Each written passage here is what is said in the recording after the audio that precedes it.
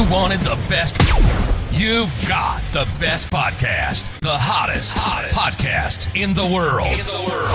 The Chris Voss Show, the preeminent podcast with guests so smart you may experience serious brain bleed. The CEOs, authors, thought leaders, visionaries, and motivators. Get ready. Strap yourself in. Keep your hands, arms, and legs inside the vehicle at all times, because you're about to go on a monster education roller coaster with your brain. Now, here's your host, Chris Voss. I'm Chris Voss here from thechrisvossshow.com. There you go, ladies and gentlemen. Welcome to the big show. We certainly appreciate you guys tuning in. Thanks for being here. As always, the Chris Voss Show is a family that loves you but doesn't judge you. At least not as harshly as your mother-in-law, because she didn't like you anyway. She wanted her daughter to marry Bob.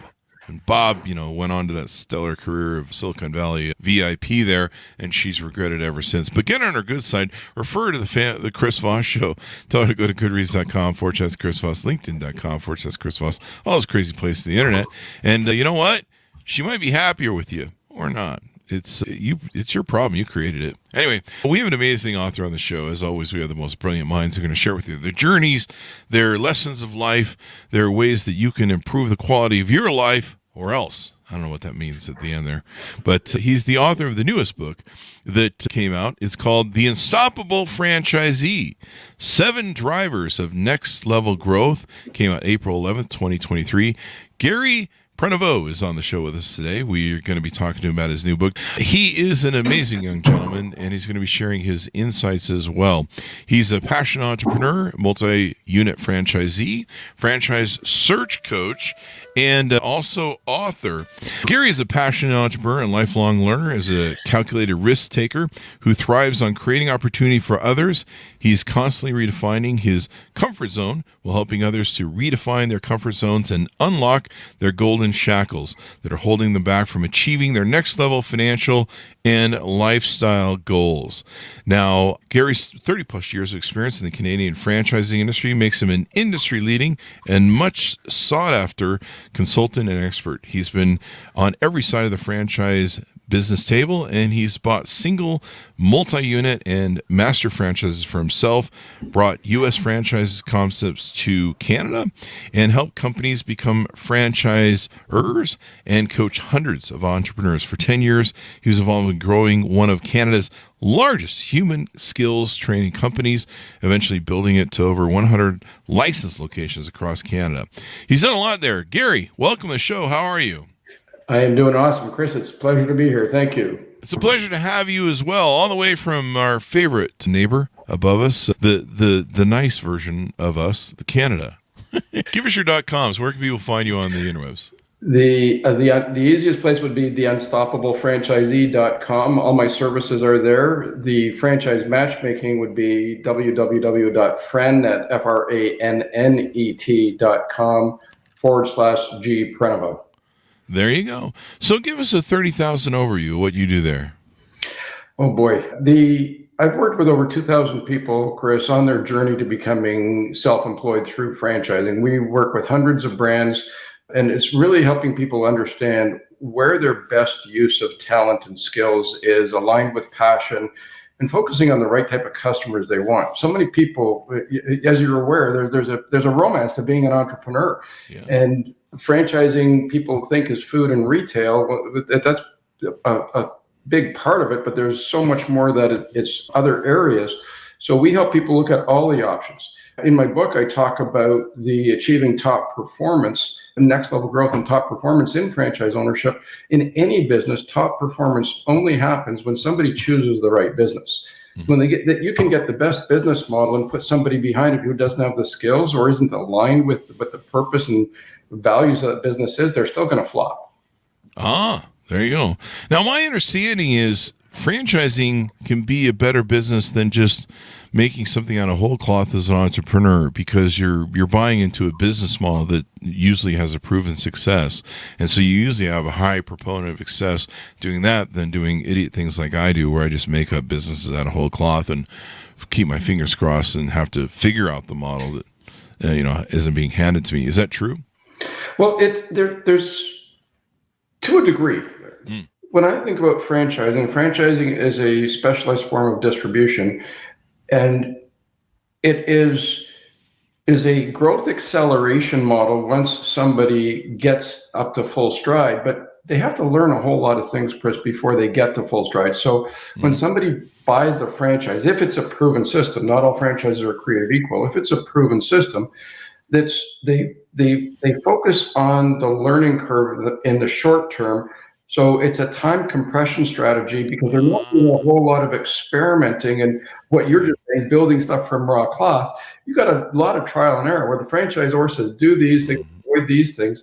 That gets them to learn the core elements of what it takes to run that type of business. Once they've got that foundation, then they can go into growth acceleration. The challenge is most people get stuck at different levels of growth, and that's why they plateau, whether it's franchised or not. There you go. Yeah, it's, you can spend a decade trying to fix stuff. I mean, there's some companies that have. I mean, Twitter is one of the examples of that. I think they've still figured out how to work their business model. But, there's those lessons are painful and they're costly when you're trying to develop the business model. And I know the penchant for success is a lot higher with franchises. I guess it would vary depending upon the quality. But, if you get with somebody like McDonald's, I mean, they clearly know how to make a setup successful, and I think a lot of major maybe franchisees do. But yeah, trying to figure out that business model and make it work and have it, and having the drop in is so much easier. And plus, so franchisees can buy stuff and be more hands off than say an individual entrepreneur. There you go. we had the piano for effect at what I was saying there. There you go. And we'll have a snare drum next. So give us a little bit about your history as the author of the book. Tell us how you grew up. What influenced you to become an entrepreneur? What influenced you to get into the roads that you got into with franchising? I got my early career in banking. I was with one of Canada's big banks in the retail stream. I ended up becoming in the management and was a turnaround specialist for underperforming branches. And after 7.5 years, I realized, well, the bank is a great opportunity. I felt like that contortionist in the invisible box, and like the rules and structure and how long you have to wait for ideas. And so I left the bank and became an entrepreneur, joined a family business. I did that for 4.5 years. And then one of my customers was a franchise. And so they eventually worked with them and got to know them better. And they recruited me away from my family business. And that was the training company. So I started as selling the franchises. And within a year, I bought my own franchise. A few years later, the founder passed away and we took over the entire company. And we did that for several years. And then FranNet, being the franchise matchmaking company, was one of my lead sources for prospective franchisees. Mm-hmm. And they started approaching me and saying, why don't you do this franchise? And I sold my interest in that company and came over to the franchise world with FranNet. That was 2002. Mm-hmm. So I've been in doing this for quite some time. And along the way, got involved with Canadian Franchise Association, been on the board I'm now in my 16th year. Working with different brands, buying different companies and growing them. I learned a lot from all the different sides of franchising.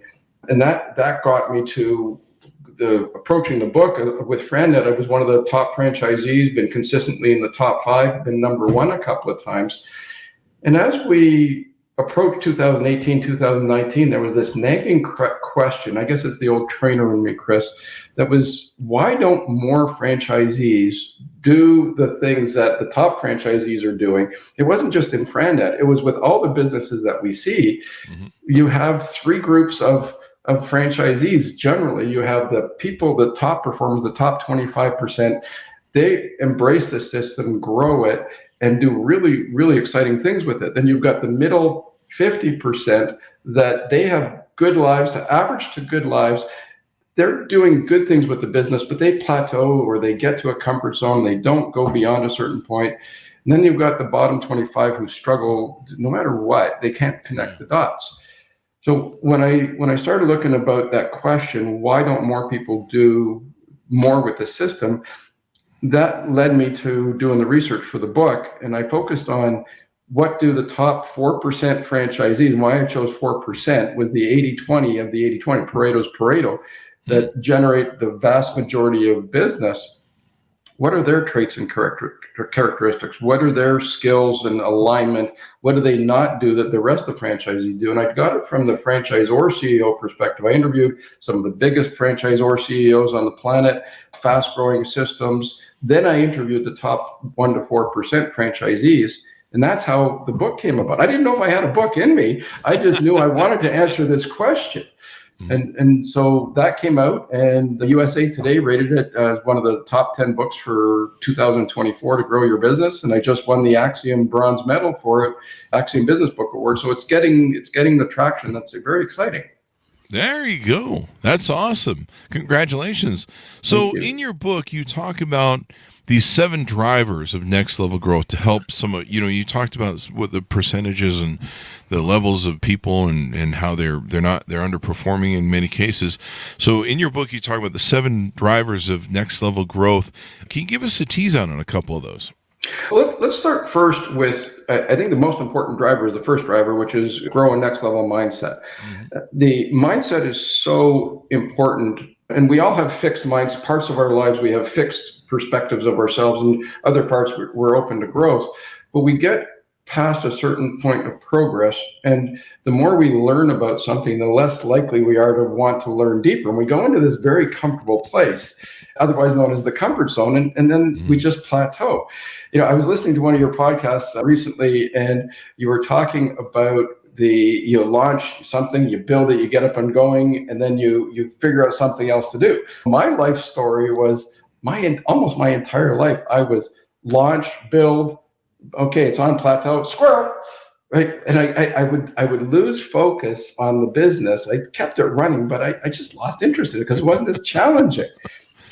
And I did that for a number of things in my career. Then I got into one business, failed at it, lost a lot of money, and I still have a Franet running in the background, and I came back to Franet saying, I have to make this work differently.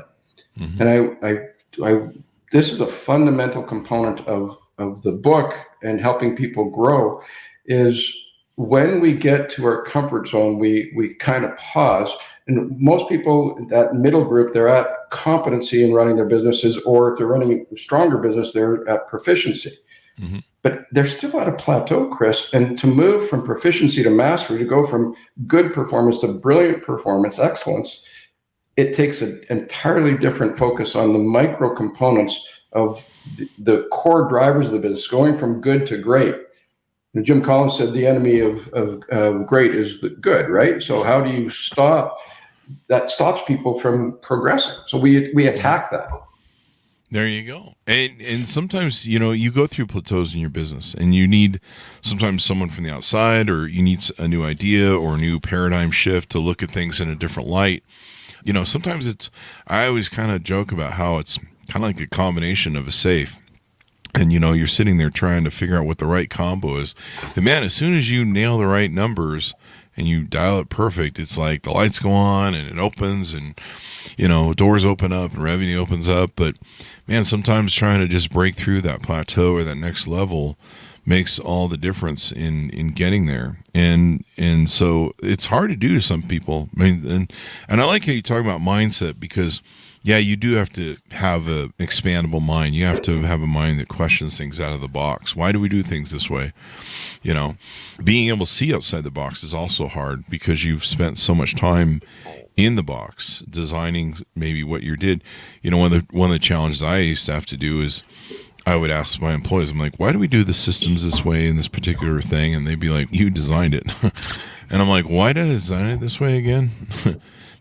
And sometimes I would take whole weekends to go tear apart what I designed, and it was funny. I ended up rebuilding it back the same way I did. And I'm like, I guess I was right the first time. But there's always a way to improve stuff. There's always a way to tweak it. There's always a way to make stuff better. It's a never-ending cycle in entrepreneurism.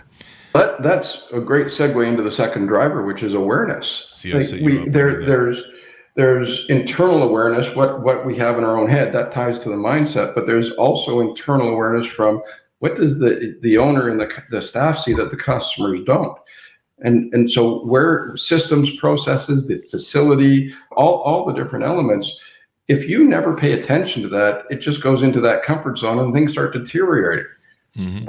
or just losing potency because the market shifts. Mm-hmm. And if the individual and the owner and the employees aren't shifting with it, always focusing on what's the best experience for the customer. Mm-hmm. So then you've got the external, which is the customer, and then what are the global forces that you have to navigate through. So if you're not looking at that on a regular basis, and it's a discipline, then where do people figure out what the next level of growth is? This was the pattern of top performers.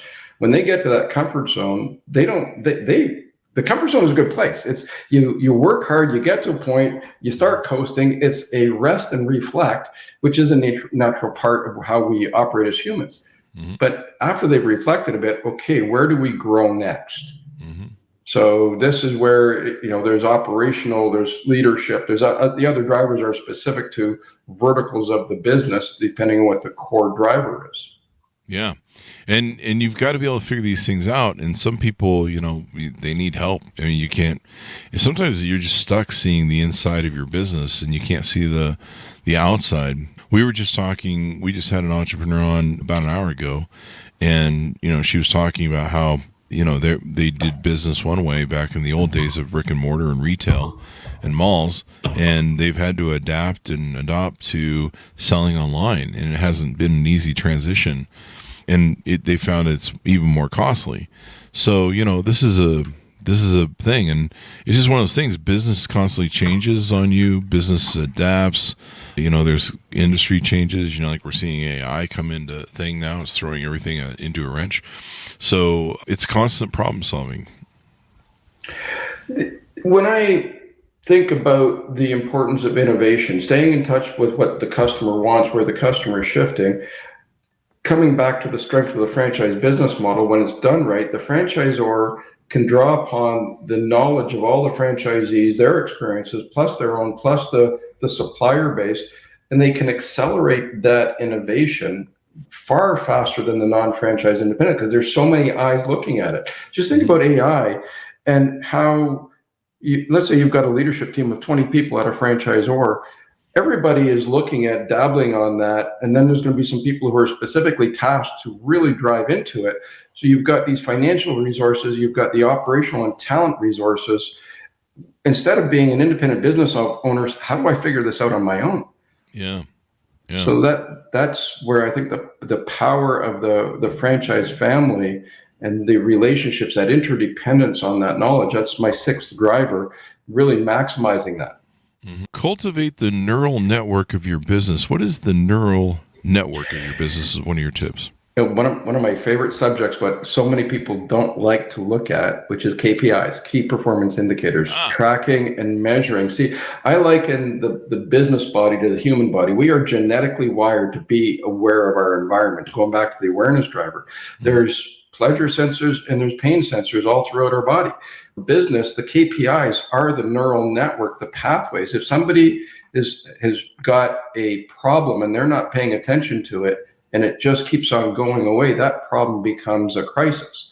So the KPIs are the informative pieces of the puzzle that keep the owner and the team focused on the right things. And you want to look at lead indicators, activity that drives the business, and you want to look at the lag indicators, the things that are how did we do? It's not one or the other. It's the right combination of both, Chris. There you go. You got to measure the KPIs. That's so important. You gotta measure data. I know people that they're just like, what, I'm supposed to keep track of measuring and recording and stuff? I just can't do business. We had a gentleman on the show who had a spectacular story where he started his first subcontracting business, and he thought he was really smart because he was underbidding most of the jobs by quite a bit, evidently. And so his business, just started rocking. He started winning all the jobs.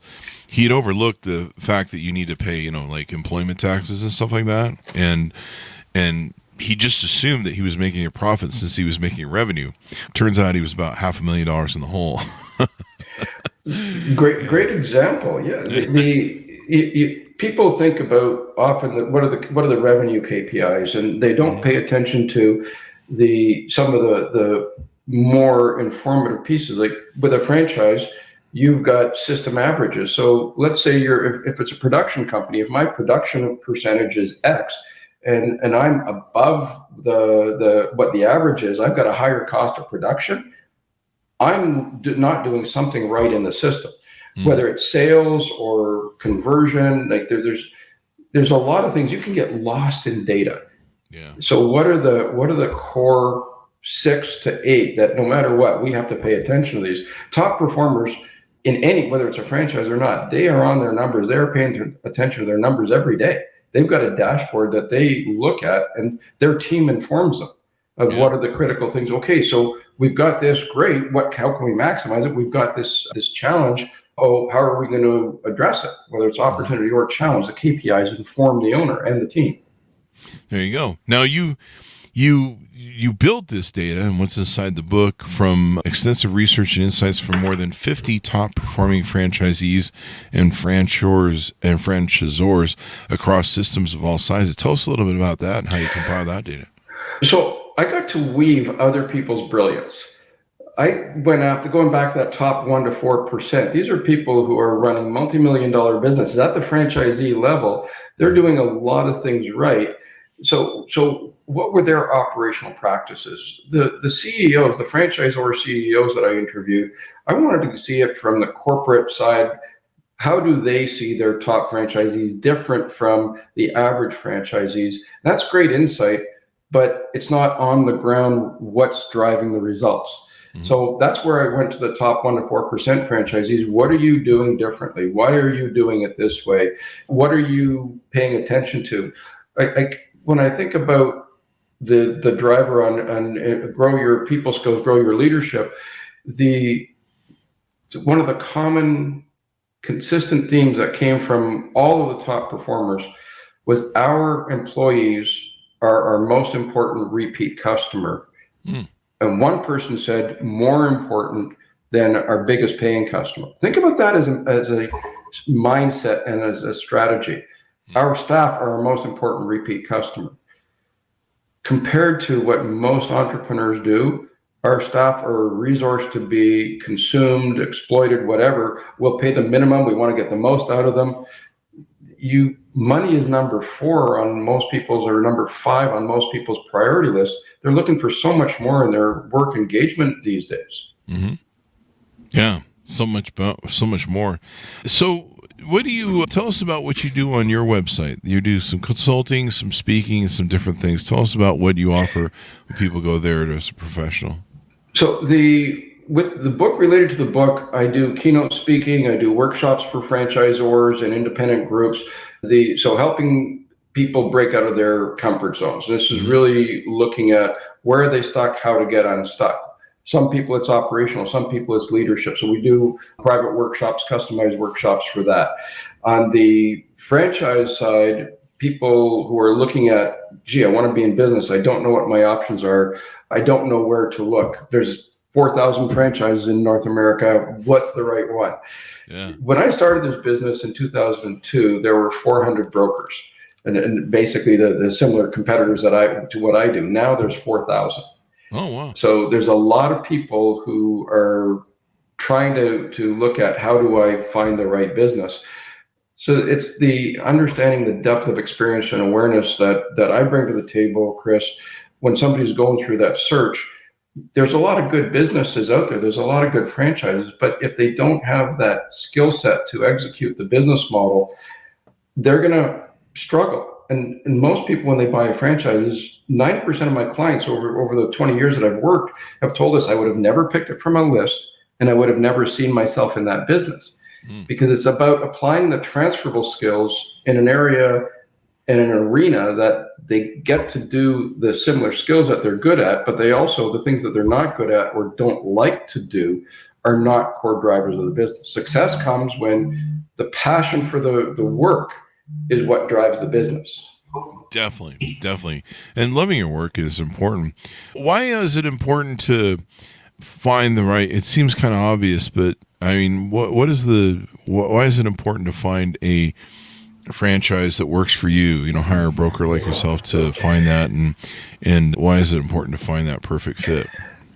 I come back to the seduction that is franchising and entrepreneurship. there's a romance with the idea of being an owner. Once you launch a business or buy a franchise, that romance ends. Now you got to run the darn thing. So, and it's hard work, right? Yeah. Most people underestimate the amount of work that it is. So getting the right fit, it's important to get the right skills.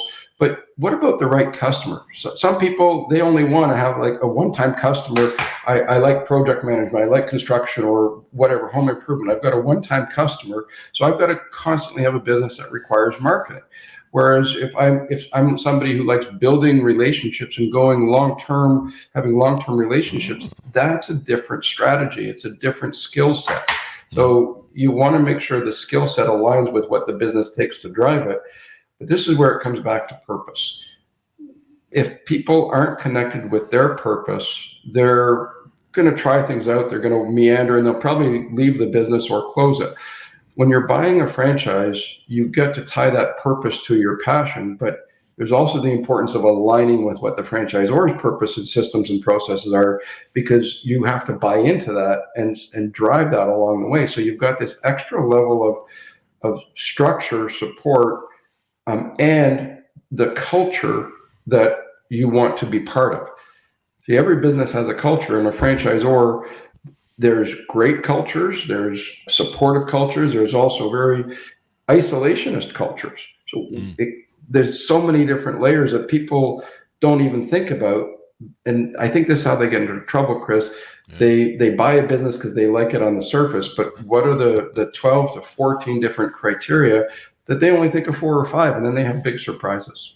Yeah. I mean, it's so important that you love your business and it's fitted to your personality. You bring up a really good point, and I've talked about this before on the show. You know, most of the early business that I took on, I didn't love.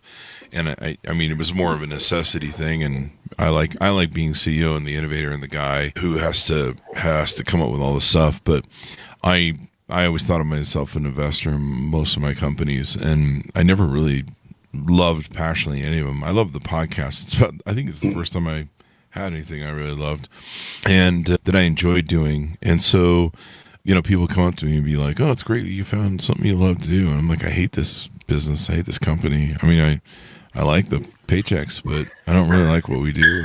I don't really care. It's just a fucking business. I'm just an investor, and it's a vehicle, and it's a tool." And so, you know, finding something you love, that you're passionate about, that fits what you like doing, you know, that can make all the difference in the world. And then it's not work. One of the things that you just said, I hear often, people don't look at franchising because they think it's buying themselves a long hours, low paying job. Oh, really? And that's what happens when somebody doesn't like the work it takes to drive the business. No, yeah. Because they go in, oh my gosh, I don't want to do blank. So the blank being the core drivers. If I buy a business that requires a lot of selling and I don't like prospecting, I've already shot myself in the foot.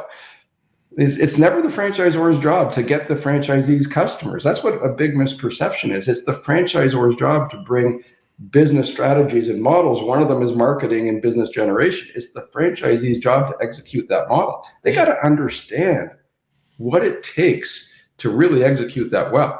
So that's why when they work with, going back to your question of why use a broker, that's what we do. That's what we help people look at. Where are they best suited and where are they not suited? There you go.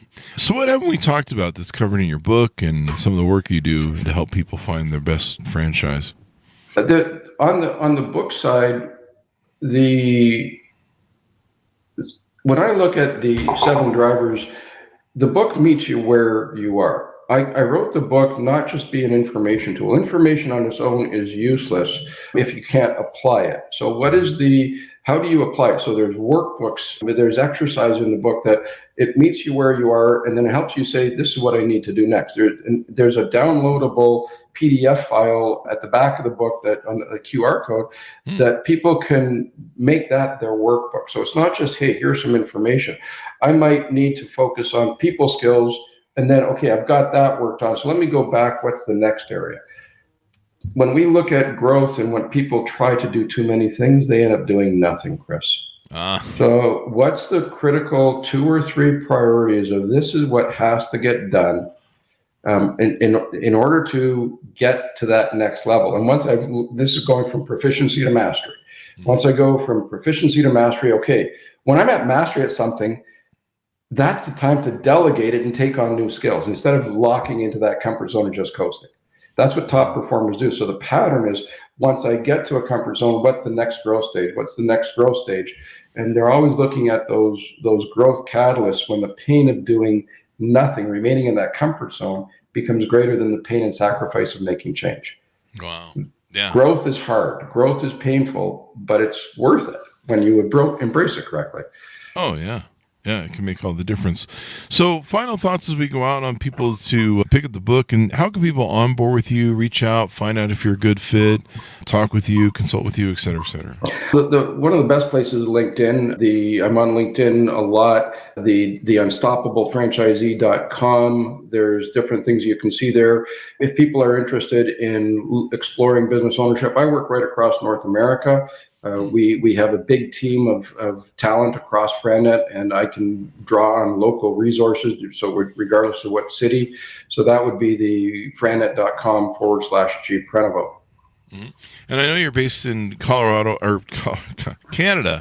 It's the end of the day here, but you can help anybody in North America, correct? Yeah, I work with people. The industry is virtual now. I work with people right across North America. I also work with people who want to come to the U.S. or to Canada. I've got an alignment with an immigration consulting firm. So E2 visas, if people want to go into the U.S. or they want to come into Canada, there are certain franchises that really lend to that type of strategy.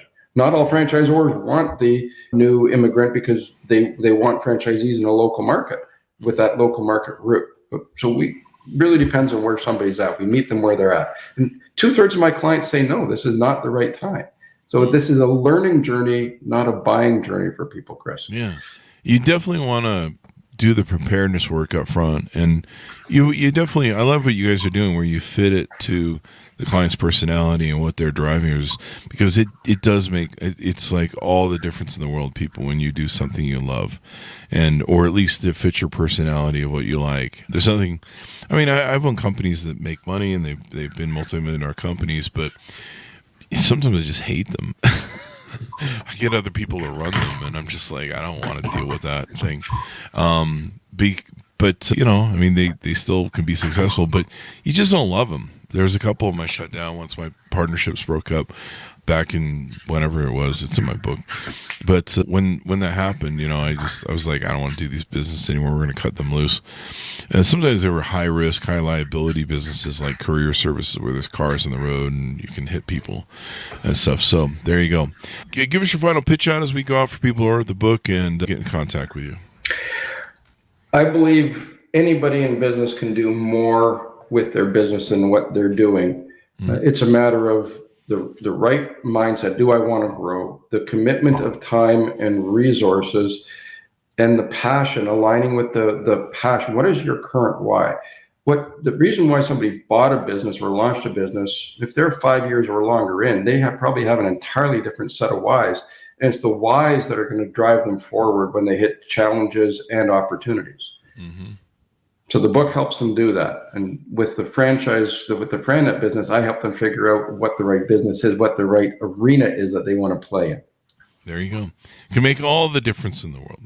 So thank you very much for coming on the show. We really appreciate it, Gary. My pleasure. It's been a treat, and I love listening, so people should be listening to this quite often. Definitely. And doing franchise business is sometimes better than, I think a lot of times actually better. I think the stats are there. Like, it has a 90% success rate compared to, you know, doing idiot stuff like me where you just make stuff up. I remember one person I knew, you know, he owned a successful car dealership, you know, and, you know, you'd think there's a lot of money in there, and there usually is, but he was one of the early franchisees of Subway. And so he got a bunch of these Subway things. And what was funny was the Subways he had were making more money than the big car dealership. Like, it was just more profitable with the ROI and the margins, and it stacked up. You know, and people need to eat, so you know it's always It's always a good business. So I was just like, what? It makes more money than the car business? It goes back to the power of the resource base where you've got many minds. It was on one of your recent podcasts. You want to go fast, go alone. You want to go far, go together. There you go. There you go. We're all going together because you came and enlightened us on the podcast. Thank you very much, Gary. My pleasure. Thank you, Chris. All the best. There you go.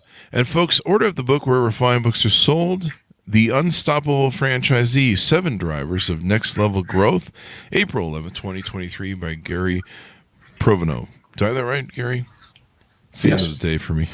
Thanks for tuning in. Go to goodreads.com/Chris Voss, LinkedIn.com/Chris Voss, Chris Voss One, the TikTokity, all those crazy places on the internet. Thanks for tuning in. Be good to each other. Stay safe or else, whatever that means. See you next time.